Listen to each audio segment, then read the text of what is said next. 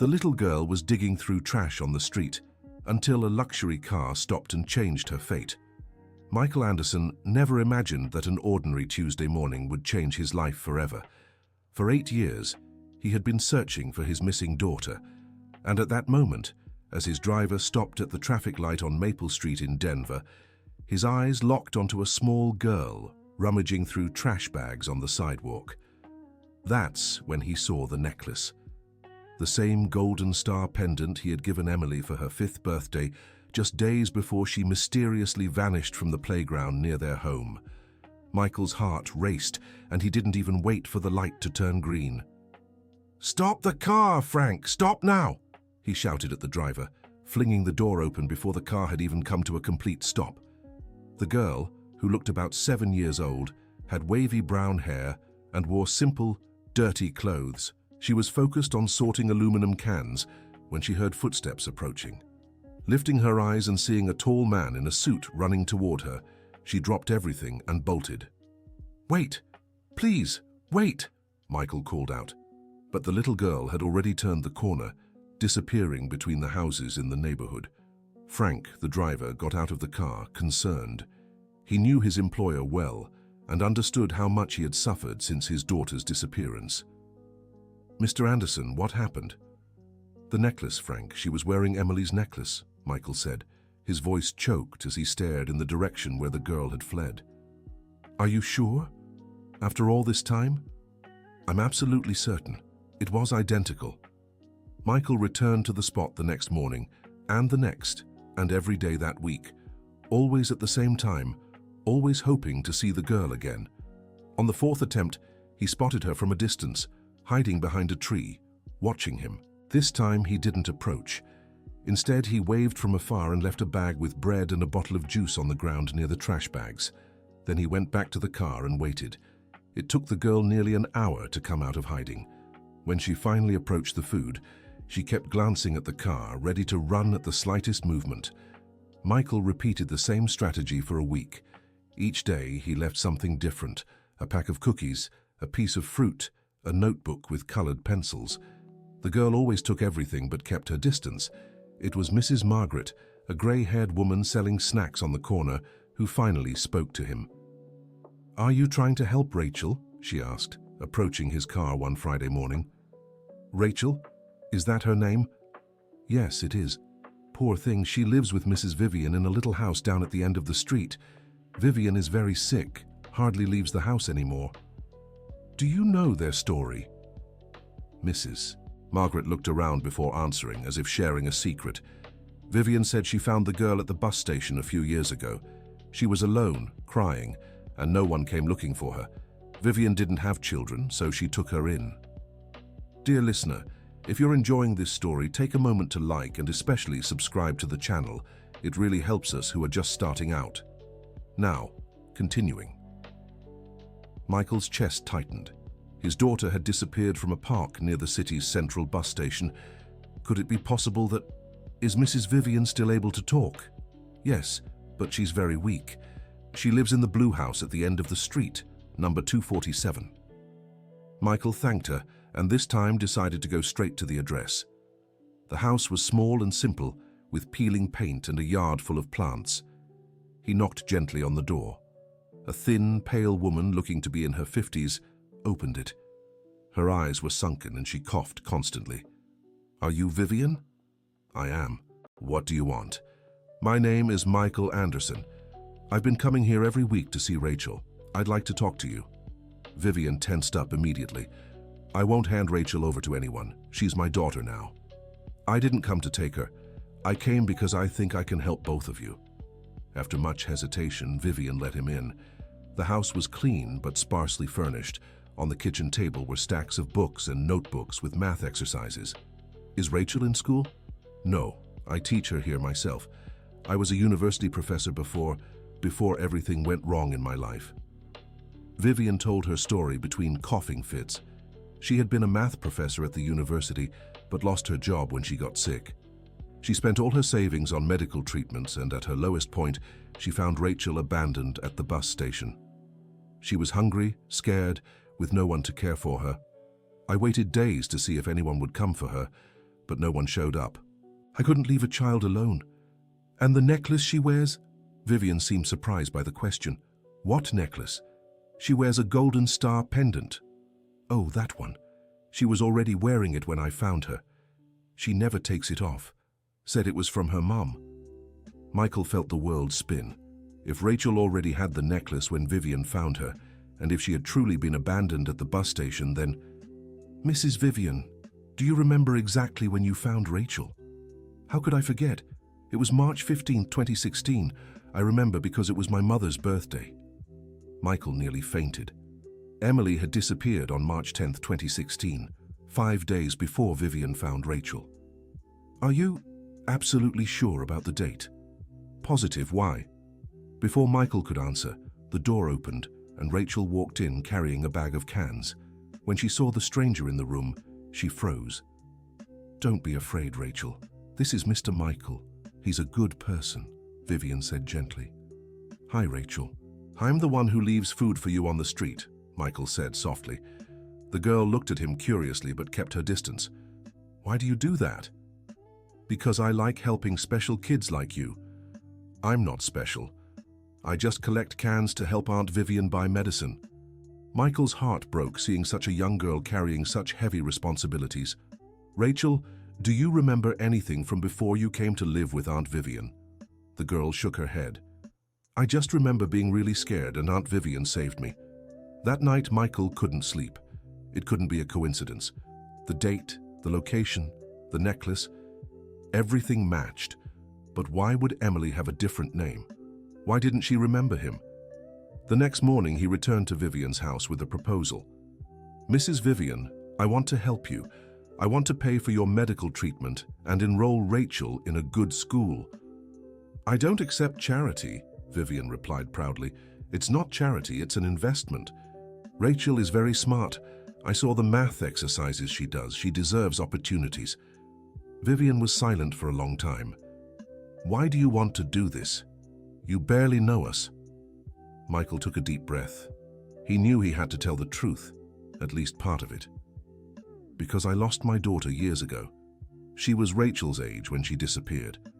Helping you is a way to honor her memory. Dear listener, if you're enjoying the story, don't forget to like and especially subscribe to the channel. It really helps us who are just starting out. Now continuing. Vivian nodded, understanding the pain in Michael's eyes. All right, but on one condition. Rachel continues living here with me. Of course, I only want what's best for her. Over the following weeks, Michael organized medical appointments for Vivian and enrolled Rachel in a nearby private school. The girl was excited about her new books and uniform, but worried about leaving Vivian alone. Auntie, will you be okay while I'm at school? Of course, my dear. And Mr. Michael said he's going to hire Mrs. Margaret to stay here with me during the day.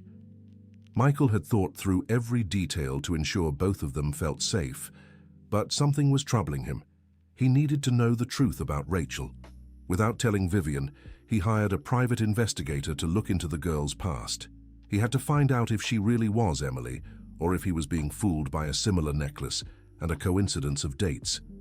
Meanwhile, Rachel started attending school and quickly stood out in math. But it wasn't easy. The other children mocked her for having lived in a humble home and scavenged through trash.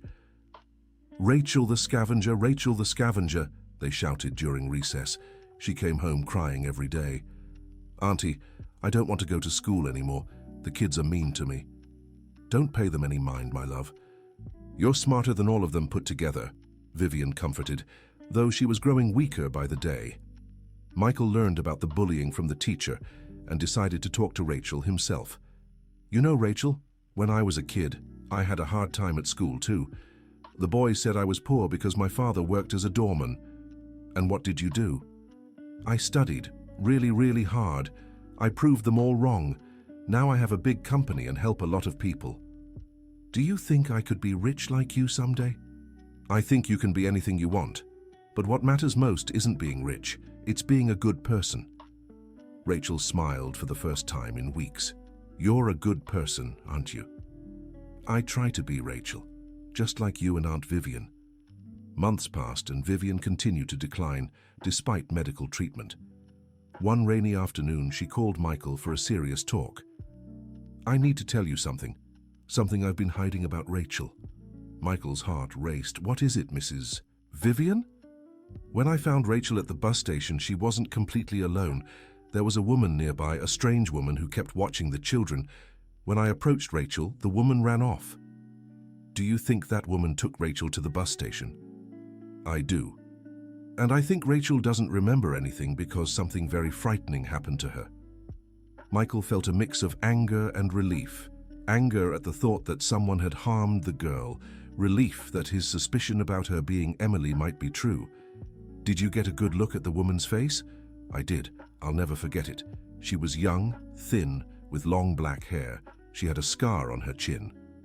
That same week, the investigator Michael had hired brought important news. "Mr. Michael, I found information about missing children around the time the girl was found. There were at least 3 cases of children who disappeared and were later found abandoned at bus stations in nearby towns. And the woman Mrs. Vivian described?" "That's the interesting part. The description matches a woman who was arrested years later for kidnapping minors. She took children from parks and left them in other cities. They never figured out why." "Is she still in prison?" "No. She was released last year, but we have her address." Michael was torn. Part of him wanted to confront this woman, to uncover the truth. Another part was afraid of what he might find. He decided he needed to talk to Vivian about his plans first, but when he arrived at her house the next morning, he found Mrs. Margaret crying at the door. "Mr. Michael, Mrs. Vivian got very sick last night. She's in the hospital. And Rachel. She's there with her. Won't leave her bedside." At the hospital, Michael found Rachel sitting in a chair too big for her, holding Vivian's hand, which was connected to several machines. "Auntie, you can't leave me," the girl whispered. "I won't leave you, my love. I just need to rest a little." Michael approached and placed a hand on Rachel's shoulder. "How is she?" "The doctors said she needs to stay here for a while," Rachel replied, without taking her eyes off Vivian. Over the following days, Michael practically lived at the hospital. He brought food for Rachel, helped her with schoolwork, and stayed by Vivian's side when the girl needed to sleep. Dear listener, if you're enjoying the story, don't forget to like and especially subscribe to the channel. It helps us a lot as we're just starting out. Now, continuing. One of those nights, Vivian asked to speak with him alone. "Michael, I need to tell you something else, something I found out recently and didn't know how to say." "What is it, Mrs. Vivian?" "I found some old documents about Rachel while cleaning the house before coming to the hospital. Documents that show she might have biological family in Fort Collins." Michael felt the world spin again. "What kind of documents?" "A torn birth certificate and an old photo. The certificate is almost illegible, but you can make out part of the parents' names and the city." "Did you bring the documents?" "They're in my bag over there. Take a look for yourself." With trembling hands, Michael picked up the yellowed papers. The certificate was indeed in terrible condition, but he managed to read parts. Actress Sanders Smith, born on October 18, 2016, Fort Collins. His heart stopped. Emily had been born on October 18, 2016, but the name on the certificate wasn't Emily. It was something like Patricia or Emily. Hard to say for sure given the state of the paper.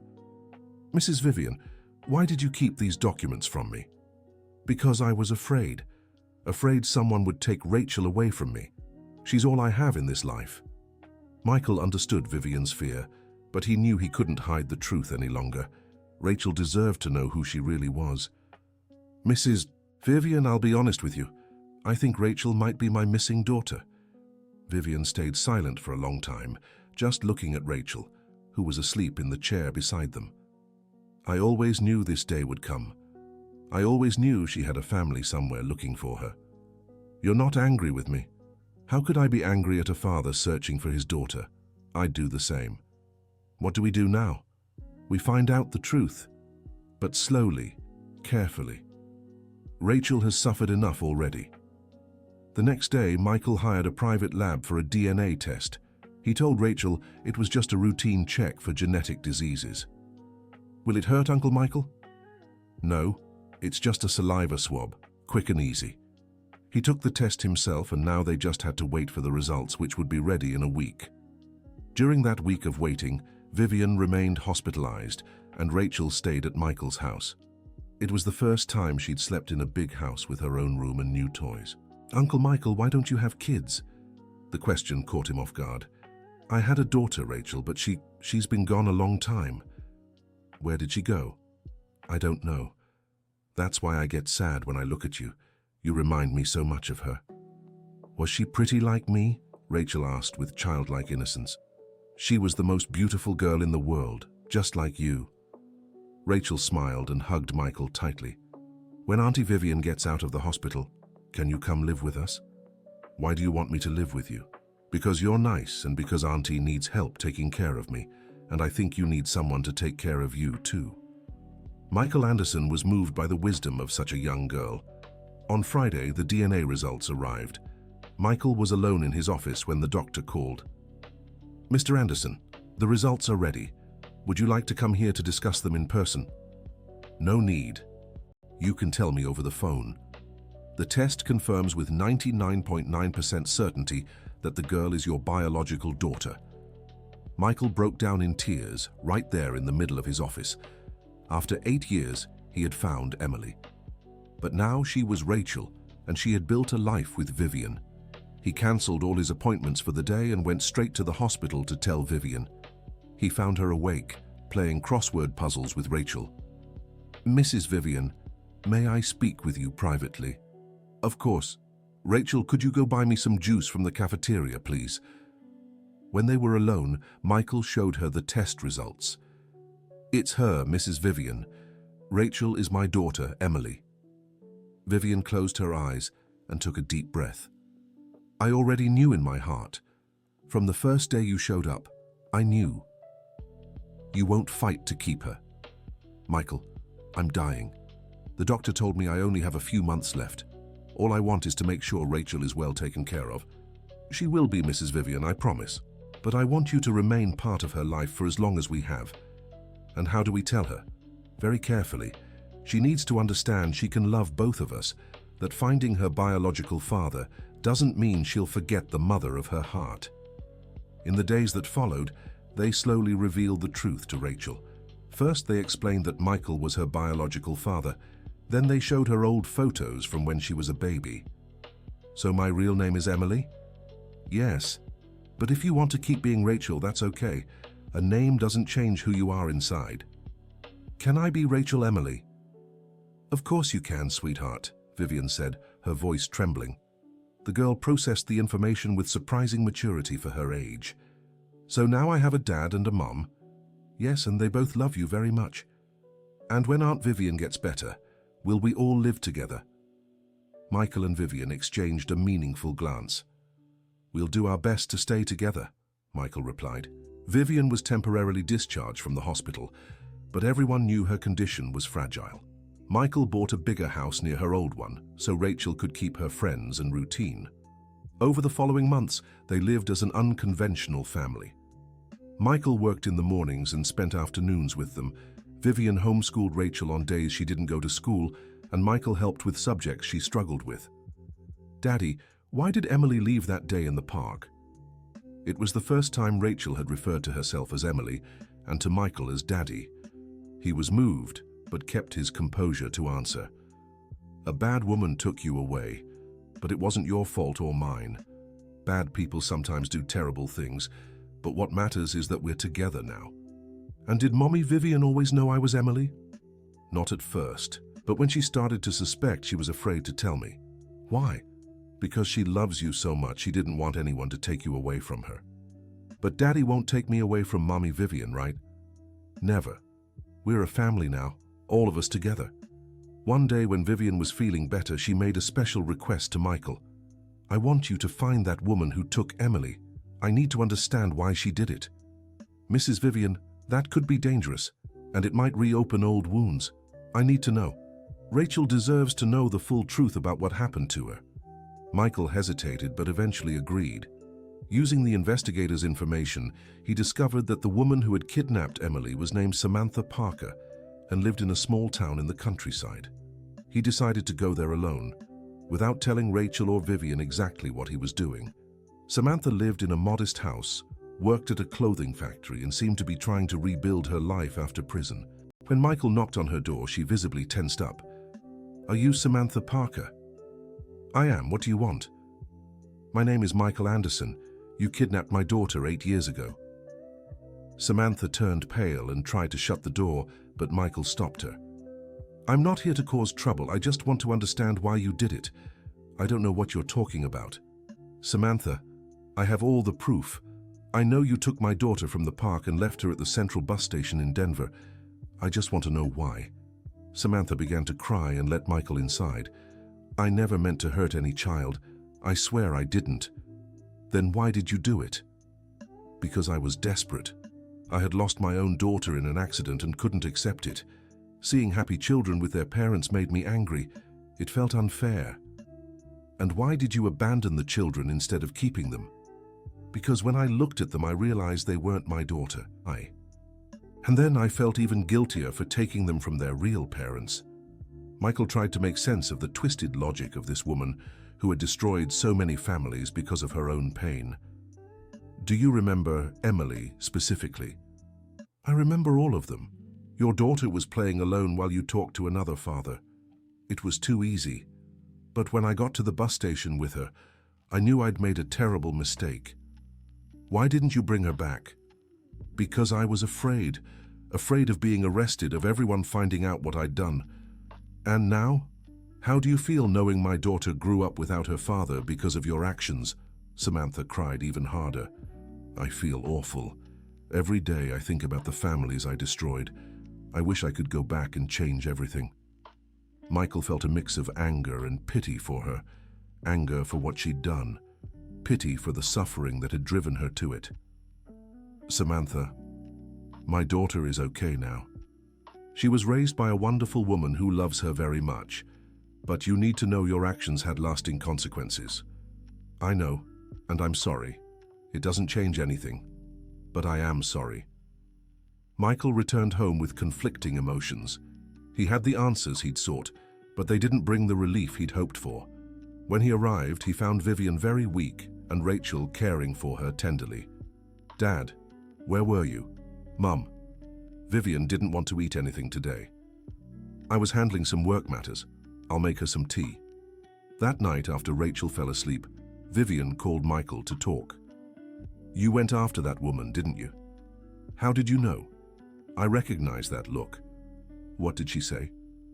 Michael recounted the entire conversation, and Vivian listened in silence. "She was sick, Michael. Sick with grief and sorrow. It doesn't excuse what she did, but it helps to understand. Can you forgive her?" "I forgave her a long time ago." "Holding on to anger only hurts the one who holds it. And look what came from all that pain. I gained a wonderful daughter, and you got yours back." 2 weeks later, Vivian took a sharp turn for the worse and had to be hospitalized again. This time, the doctors were more direct about her prognosis. "How long does she have?" Michael asked the doctor, away from Rachel. "A few weeks, maybe months if she responds well to treatment, but not much longer than that." Michael knew he needed to prepare Rachel for the imminent loss, but he didn't know how to do it without shattering the little girl's world. Vivian, sensing his struggle, decided to talk to Rachel herself. "Sweetheart, you know Mommy is very sick, right?" "I know, but the doctors will make you better, won't they?" "The doctors are doing their very best, but sometimes, when a person is very sick and very tired, they need to rest forever." "Are you saying you're going to leave me?" "It's not that I want to leave you. It's that my body is too weak to go on." Rachel began to cry and Vivian pulled her close. "But I'll always be with you in your heart. And you have Daddy Michael now, who loves you just as much as I do. But I want both of you with me. And we will be. Me in your heart, and Daddy Michael by your side every day." Over the following weeks, Vivian and Michael worked together to ensure a smooth transition for Rachel. They recorded videos of Vivian telling stories, made photo albums, and wrote letters for Rachel to open on special dates in the future. "Rachel, I have something very important to tell you," Vivian said one sunny afternoon. "What is it, Mommy?" Did you know Daddy Michael and you have been part of the same family for a very, very long time? What do you mean? Vivian took out some papers she had asked Michael to research. Daddy Michael's great-grandfather was the brother of your great-grandfather on your biological father's side. That means you were already family before he even found you. Rachel was confused by the genealogical explanations, but understood the most important part. So I was meant to find Daddy? Yes, my love. It was destiny. This discovery brought peace to everyone. Michael understood why he had felt so connected to Rachel from the very beginning, and Rachel felt more secure knowing her bond with Michael went beyond biological fatherhood. Vivian passed away on a Thursday morning, peacefully in her sleep. Rachel was at school and Michael was by her side at the hospital. Her last words were, "Take good care of our girl." The funeral was simple, as Vivian had requested. Rachel cried a lot, but was comforted by the neighbors, by Mrs. Margaret, and especially by Michael, who never left her side. "Daddy, Mommy Vivian said she'd stay in my heart. How will I know she's there? Every time you remember her lessons, the stories she told, the love she gave you, that's how you'll know she's in your heart. And when I miss her?" Missing someone is love with nowhere to go. It's normal to miss the people we love. A few weeks after the funeral, something unexpected happened.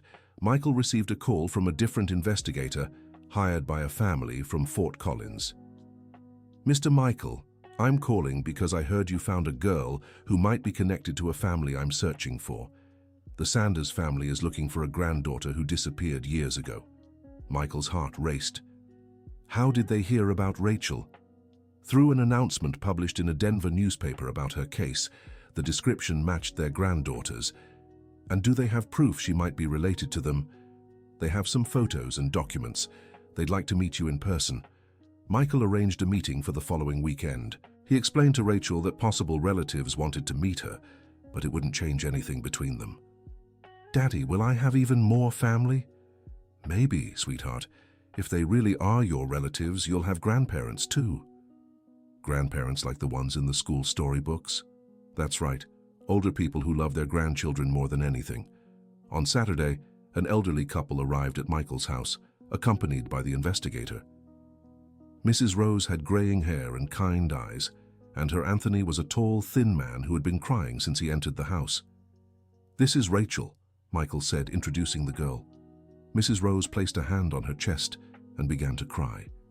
"It's her, Anthony. It's our Lily." "Lily?" Rachel asked, confused.